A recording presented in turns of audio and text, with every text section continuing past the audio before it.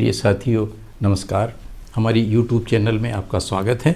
आज से हम आपकी सेवा में एक क्रांतिकारी विश्व प्रसिद्ध अंग्रेजी पुस्तक ब्रह्मनिज्म अर्थात ब्राह्मणवाद की पुस्तक समीक्षा की एक वीडियो सीरीज प्रस्तुत कर रहे हैं। भूमिका के रूप में और इस पुस्तक की विशेषताओं के विषय में हम यह बताना चाहेंगे कि दलित या बहुजन साहित्य जगत में माना जाता है कि बाबा साहेब अम्बेडकर की एनिहिलेशन ऑफ कॉस्ट सबसे प्रसिद्ध, चर्चित एवं सबसे अधिक भाषाओं में प्रकाशित एवं सबसे अधिक पढ़ी जाने वाली एवं सबसे अधिक पसंद की जाने वाली पुस्तक मानी जाती है। इसमें ब्राह्मणवाद एवं ब्राह्मणों पर बहुत ही तीखा बौद्धिक प्रहार किया गया है, ऐसी भी मान्यता है। लेकिन हमारा दावा है कि हम जिस पुस्तक की समीक्षा प्रस्तुत करने जा रहे हैं वो हर मामले में एनिहिलेशन ऑफ कास्ट को बहुत पीछे छोड़ती है। हमको स्वयं को बाबा साहब अम्बेडकर के तथा प्रायः सभी बहुजन क्रांतिकारियों, युगांतकारी नायकों की रचनाओं का गहन अध्ययन करने का विगत 45 वर्षों का लंबा अनुभव है। अतः इसके आधार पर हम यह कह सकते हैं कि हमारी राय में माननीय वी.टी. राजशेखर जी की यह पुस्तक ब्रह्मनिज्म अर्थात ब्राह्मणवाद में जिन गहराइयों से, जिन विश्व स्तरीय प्रसिद्ध विद्वानों, दार्शनिकों के संदर्भों से तथा पुस्तकों, साहित्यों के संदर्भों के हवाले से तथ्यों पर प्रकाश डालते हुए लेखक ने अपने तर्कों को सिद्ध किया है, वे अद्वितीय एवं अकाट्य हैं और यही बातें इस पुस्तक को शताब्दी की सबसे महान क्रांतिकारी पुस्तक बनाती हैं। पुस्तक सब में एक अनुसंधान ग्रंथ, थीसिस की तरह से है और पूरी तरह से तकनीकी स्वरूप की है। अतः हमने इसकी समीक्षा के लिए एक आलेख तैयार किया है। इस आलेख को कुल 6 एपिसोड्स में बांटा है। अतः इसी आलेख को हम पढ़कर आपकी सेवा में प्रस्तुत करते हैं। एक विशेष निवेदन यह भी है कि हमारे प्रस्तुतिकरण की गुणवत्ता पर ध्यान न देते हुए कृपया इसकी विषय वस्तु पर ध्यान देने का कष्ट करें। प्रथम एपिसोड इस प्रकार से प्रस्तुत है। ब्राह्मणवाद। जी हाँ, ब्राह्मणवाद अगर भारत के बौद्धिक क्षेत्रों में सबसे ज़्यादा चर्चा के विषय हैं तो वे 2 ही विषय हैं या 2 ही दर्शन हैं। पहला ब्राह्मणवाद और दूसरा अम्बेडकरवाद। अब इन दोनों विषयों या दर्शनों की विश्व स्तर पर चर्चा होने लगी है। आज से हम इस पुस्तक की समीक्षा से संबंधित एक नई वीडियो सीरीज प्रस्तुत कर रहे हैं। जैसा कि हमने पहले कहा है, हम क्रांतिकारी पुस्तकों की समीक्षा करने जा रहे हैं। स्क्रीन पर उभरे आई बटन को दबाकर इस वीडियो को देख सकते हैं। हमारी वीडियो सीरीज ब्राह्मणवाद शीर्षक से ही प्रकाशित पुस्तक से संबंधित है। इस पुस्तक का संक्षिप्त इतिहास यह है कि इसके लेखक विश्व प्रसिद्ध कट्टर अम्बेडकरवादी हमारे गुरु माननीय वी.टी. राजशेखर जी हैं। अंग्रेजी भाषा में ब्रह्मनिज्म शीर्षक से प्रकाशित पुस्तक का ये 3रा संस्करण है। पहला संस्करण 1981 में, दूसरा 1984 में और प्रस्तुत विस्तारित संस्करण 2002 में प्रकाशित हुआ था। इसका प्रकाशन दलित साहित्य अकादमी बेंगलोर से हुआ है। पुस्तक के लेखक माननीय वी.टी. राजशेखर जी दलित साहित्य अकादमी के संचालन के साथ साथ दलित वॉइस नामक अंग्रेजी पाक्षिक का भी प्रकाशन करते थे। दलित साहित्य अकादमी बेंगलुरु ने लगभग 150 प्रसिद्ध एवं क्रांतिकारी पुस्तकों का प्रकाशन किया है। इसमें ब्रह्मनिज्म अर्थात ब्राह्मणवाद शीर्षक पर लिखी गई यह पुस्तक बहुत प्रसिद्ध एवं चर्चित पुस्तकों में से एक है। इसका पहला एवं दूसरा कवर पेज आप स्क्रीन पर देख सकते हैं। प्रथम संस्करण में इसका शीर्षक था brahmanism the curse of India, यानी ब्राह्मणवाद भारत के लिए अभिशाप। जैसा कि आप इस पुस्तक के अगले मुख्य पृष्ठ को पर्दे पर देख रहे हैं, इसमें स्वास्तिक का चिन्ह है। केंद्र में ब्राह्मणवाद अंकित है और स्वास्तिक के चारों भुजाओं में क्रमशः नस्लवाद, नाजीवाद, फाजीवाद, यहूदीवाद, जियोनिज्म को अंकित किया गया है। लेखक ने बड़े ही वैज्ञानिक, ऐतिहासिक, तार्किक एवं दस्तावेजी प्रमाणों के साथ सिद्ध किया है कि ये जो चार खतरनाक एवं कुख्यात वाद इज़म्स हैं, उन सबकी जननी भारत का ये ब्राह्मणवाद ही है। इस पुस्तक में जैसा कि आप स्क्रीन पर पढ़ रहे हैं, कुल 9 अध्याय हैं और 5 एनेक्जर्स हैं। यह पुस्तक बहुत ही छोटे आकार के शब्दों, फ़ॉन्ट्स में प्रिंट की गई है। इसके कुल प्रिंटेड पेज 165 हैं। संभवतः ऐसा सस्ती कीमत पर पुस्तक उपलब्ध कराने की गरज से किया गया है। पुस्तक की कीमत 50 रुपये है और डॉलर में $5 है। इस पुस्तक के 9 अध्यायों में क्या है ये बताने से पहले हम यह बात खास तौर पर आपको बताना चाहेंगे कि यह पुस्तक ऐतिहासिक संदर्भों, विश्व प्रसिद्ध क्रांतिकारियों, दार्शनिकों, विद्वानों के कथनों, ऐतिहासिक उद्धरणों, रेफरेंसेस से भरी पड़ी है।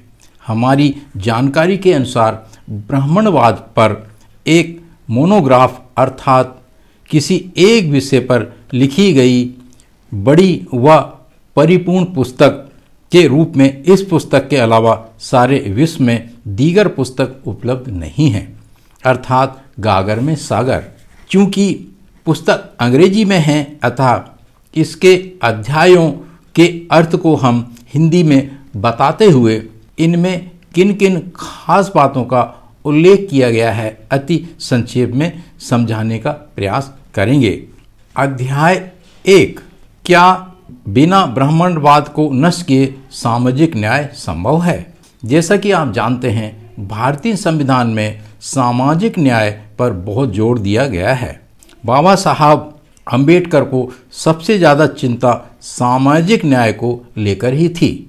भारत ने भौतिक या पदार्थीय विकास, मेटीरियलिस्टिक डेवलपमेंट और प्रोग्रेस तो बहुत किया है, लेकिन नैतिक विकास, मॉरल डेवलपमेंट और प्रोग्रेस के मामले में भारत का ग्राफ बहुत नीचे एवं नकारात्मक दिशा में है। लेखक ने 1980 में द्रविड़ खजक्कम नामक एक संगठन की राष्ट्रीय स्तर की कॉन्फ्रेंस में दिए गए अपने प्रस्तुतिकरण को इस अध्याय के रूप में लिया है। वे लिखते हैं कि उन पर आरोप लगाया जाता है कि आप ब्राह्मणों पर ही हमला, उनकी आलोचना क्यों करते हैं।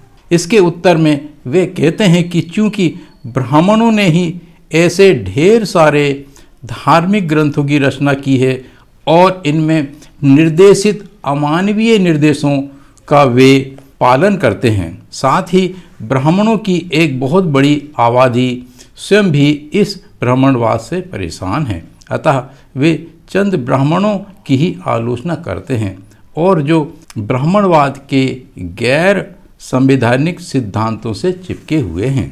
लेखक ने स्वामी विवेकानंद, सुब्रमण्यम स्वामी, प्रसिद्ध तमिल कवि के श्रीनिवास राव, M.K. गांधी, रविंद्रनाथ टैगोर, जवाहरलाल नेहरू, गोपाल कृष्ण गोखले, P.V.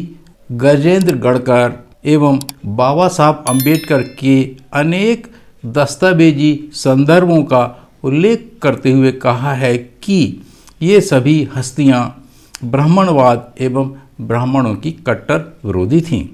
लेखक ने दस्तावेजी प्रमाणों के साथ लेख किया है कि नारी मुक्ति के मामले में तो ब्राह्मणवाद बहुत ही खतरनाक है। उन्होंने 2 प्रश्न किए हैं, भारत में कौन शासन करता है तथा हमारे दिलो दिमाग को कौन नियंत्रित करता है। इन प्रश्नों के प्रसंग में लेखक ने ब्राह्मणवाद के इस प्रसिद्ध मंत्र का उल्लेख किया है, देवाधीनाम जगत सर्वम मंत्राधीनाम तदेवता तान मंत्राम ब्रह्माणाधीनाम ब्रह्मणाम मामा देवता। अर्थात सृष्टि ईश्वर की शक्ति के अधीन है, ईश्वर मंत्रों की शक्ति के अधीन है, मंत्र ब्राह्मणों की शक्ति के अधीन है, इसलिए ब्राह्मण ही हमारे ईश्वर हैं। और इसी श्लोक के आधार पर ब्राह्मण सबके दिलो दिमाग को नियंत्रित करते हैं और हर अवस्था में भारत के शासक वर्ग बने रहते हैं। इसी श्लोक मंत्र के आधार पर वे अपने को भूदेवता यानी धरती का भगवान कहते हैं। लेखक आगे उपहास पूर्वक यह भी कहते हैं कि भारत में इस बात पर विश्वास करने वालों की बहुतायकता भी है, खासकर अन्य पिछड़े वर्गों में। एक उपशीर्षक फाजीवाद की जड़ें के तहत लेखक ने गीता के कर्म के सिद्धांत का विश्लेषण करते हुए कहा है कि वास्तव में विश्व इतिहास में जो फाजीवाद नाजीवाद पाया जाता है वो इसी गीता के कर्म के सिद्धांत से ही लिया गया, ड्राइव्ड किया गया है और विकसित मैनिफेस्टेड किया गया है। इस अध्याय में यह निष्कर्ष निकाला गया है कि जब यह स्थिति है जैसा कि ऊपर वर्णन किया गया है तो भारत में सामाजिक न्याय की उम्मीद नहीं की जा सकती। अध्याय 2 पवित्र धार्मिक ग्रंथ विरोधाभासों की एक गठरी। इस अध्याय में वी.टी. राजशेखर जी ने सैकड़ों हिंदू धर्म ग्रंथों जैसे कि वेदों, पुराणों, उपनिषदों और शास्त्रों का हवाला दे देकर उनमें खास दर्शन, सिद्धांतों, मान्यताओं, विश्वासों का संक्षेप में जिक्र करते हुए दस्तावेजी तौर पर निष्कर्ष निकाले हैं कि वे प्रथम तो मानवीय मूल्यों के विरुद्ध हैं, बड़े ही अव्यावहारिक हैं और खास बात यह कि वे स्वयं ही ढेर सारे विरोधों और विरोधाभासों से भरे पड़े हैं। संस्कृत भाषा के महान विद्वान एवं ब्राह्मण धार्मिक पवित्र ग्रंथों के महान ज्ञाता मैक्स मूलर के लेखों को संदर्भित करते हुए ब्राह्मण धर्म ग्रंथों के विषय में अनेक नकारात्मक अमानवीय पक्षों का जिक्र करते हुए यहाँ तक कहा गया है कि इन धर्म ग्रंथों का अध्ययन कुछ इस तरह से करना चाहिए जैसे कि एक चिकित्सक पागलों की बकवासों को, उनकी मति भ्रष्टता को और उनका ऊट पटांग हरकतों का अध्ययन करता है। अरुण शौरी की पुस्तक हिंदुइज्म एसेंस ऑफ कॉन्सिक्वेंसेस का अनेक स्थानों पर हवाला देते हुए स्पष्ट किया गया है कि ब्राह्मणवाद और उसके धर्म ग्रंथ छल कपट, धोखेबाजी, पाखंड, झूठ, मिथ्या चरित्र, दंभ से भरे पड़े हैं। इनमें नैतिकता और सामाजिक जिम्मेवारी की कहीं कोई बात नहीं है। अरुण शौरी ने अपनी इस पुस्तक में गीता के दर्शन की भी बहुत आलोचना की है। स्वयं लेखक बताते हैं कि जो चतुर्वर्णीय व्यवस्था है वो विश्व की सबसे क्रूरतम सामाजिक व्यवस्था सोशल सिस्टम है। अरुण शौरी की पूर्व वर्णित पुस्तक के हवाले से ही लेखक ने आगे प्रसिद्ध पुस्तक caste and race in India लेखक जी.एस. घुरिये एक ब्राह्मण का जिक्र करते हुए व्यक्त किया गया है कि ब्राह्मण कहते हैं कि वे त्रिकालदर्शी हैं और चूंकि सारे धर्म ग्रंथ उनसे निकले हुए हैं अतः वे सर्वमान वैध वैलिड हैं, शंका रहित हैं और उन पर कोई प्रश्न नहीं किया जा सकता। ऐसा तर्क मूर्खों के संसार में रहने वाले लोग ही कर सकते हैं। ब्राह्मणों की गुरु संस्कृति पर कटाक्ष करते हुए राजशेखर जी लिखते हैं कि गुरु अर्थात शिक्षक, टीचर का संसार में तात्पर्य होता है ज्ञान देने वाला, लेकिन ब्राह्मणवाद में इसका अभिप्राय है गुरु सिर्फ ब्राह्मण ही होगा, भले ही वो स्वयं अशिक्षित हो। यह गुरु एक धोखेबाज, व्यभिचारी, ठग, नशेड़ी, कपटी, हत्यारा, चरित्रहीन, मूर्ख भी हो सकता है। इसमें कोई फर्क नहीं पड़ता। वो सिर्फ और सिर्फ ब्राह्मण या ब्राह्मणवाद का वाहक होना चाहिए। भारत में इन दिनों ऐसे गुरुओं की बहुत भरमार है। लेखक ने अनेक ऐसे गुरुओं, बाबाओं के नाम भी गिनाए हैं, लेकिन हम उनका नाम लेना नहीं चाहते। इस अध्याय के अंत में लेखक बाबा साहब अम्बेडकर की पुस्तक शूद्र कौन थे के हवाले से लिखा है कि वैसे तो बड़े ही शांत, सुशील एवं विनम्र होंगे, लेकिन आप जैसे ही उनके धर्म ग्रंथों में लिखी विरोधाभासी, अतार्किक, अवैज्ञानिक, अव्यावहारिक, असंभव सी बातों पर प्रश्न चिन्ह लगाएंगे तो वे बड़े ही उग्र हो जाते हैं। लेखक ने इस अवस्था को एक उपशीर्षक या वाक्यांश मैड डॉग्स ऑर्थोडॉक्सी से व्यक्त किया है, यानी पागल कुत्तों की कट्टरपंथी। ब्राह्मणवादी अपने इस मंत्र का बहुत प्रोपोगंडा तो करते हैं कि सर्व जना सुखिनो भवंता, अर्थात प्रत्येक व्यक्ति सुख, शांति एवं सुरक्षा पूर्वक रहे, लेकिन क्या भेड़िया और मेमना एक साथ रह सकते हैं? जब ब्राह्मणवाद की चतुर्वर्णीय व्यवस्था अधिकतर लोगों 85% जनसंख्या का शोषण करती है तो यह मंत्र बहुत बड़ा छलावा है। अध्याय 3 आर्यों के नस्लवाद को बढ़ावा देने में मैक्स मुलर का योगदान।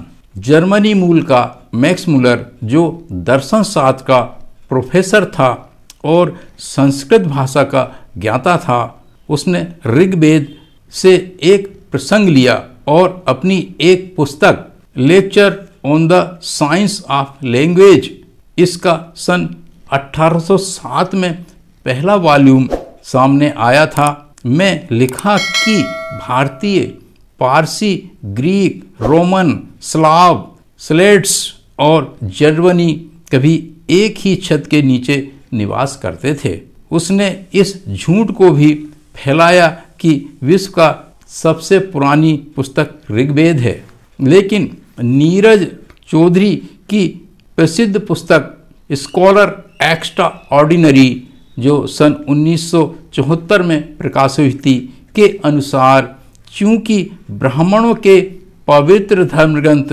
उनकी धार्मिक परंपरा मान्यताओं के अनुसार कभी भी वे लिखित स्वरूप में नहीं होते थे तथा वे ब्राह्मणों की एक पीढ़ी से दूसरी पीढ़ी को मौखिक रूप से अंतरित होते रहते थे।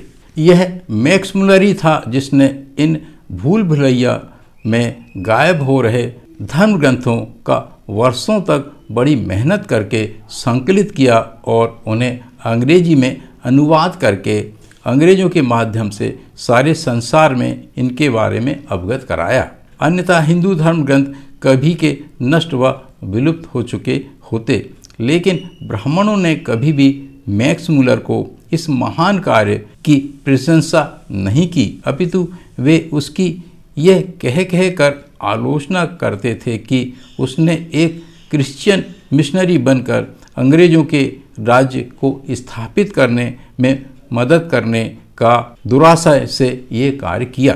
मैक्स मुलर का एक ऐतिहासिक कारनामा और भी है। उसी ने, जैसा कि पहले कहा गया है, ब्राह्मणों और जर्मनियों को एक ही नस्ल अर्थात आर्य नस्लों का कहा। इस सिद्धांत की खोज उसने ब्राह्मण धर्मों से ही की थी। यही कारण था कि हिटलर ब्राह्मणों के धर्म ग्रंथों और आर्यन नस्ल अर्थात शेष नस्ल के सिद्धांत से प्रभावित हुआ और जर्मनी को आर्यन नस्ल अर्थात विश्व पर राज करने वाली श्रेष्ठ नस्ल के रूप में स्थापित किया।